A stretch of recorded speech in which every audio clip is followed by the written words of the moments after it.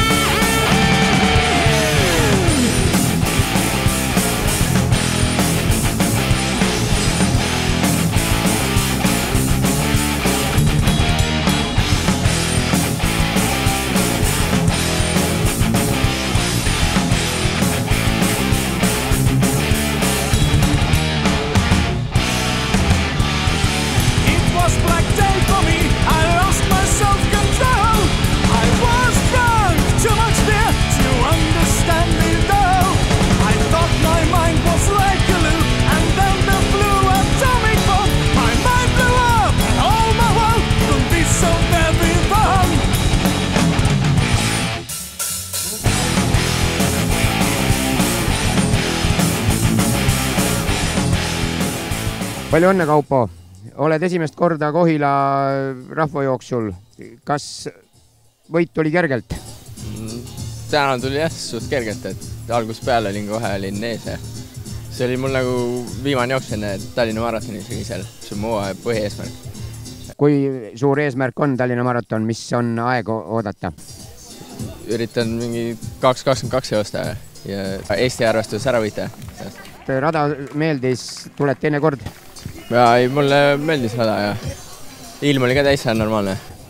Treener on Ahto Tatter ja lähiaastate eesmärk oleks Euroopa meistrivõistluste normid tahaks ära täita. Aga harjutad töö kõrvalt? Töö kõrvalt. Eestis enamus harjutavad töö kõrvalt. Aitäh sulle ja loodame kohtuda järgmisel Kohila jooksul jälle sinuga ja edu! Aitäh! Oled teist aastat järjest pikema distantsi põhijooksu võitja. Kuidas täna oli joosta? Täna oli väga hea, et ma alustasin kiiremini kui eelmisel aastal ja oli suht värske, väga mõnus oli joosta. Ilm soosis tänast jooksu? Jaa, suurepärane, et ei olnud väga palav, ei olnud väga külm, selline paras jooksmiseks. Kindlasti tulen ka järgmisel aastal, et see on vägev.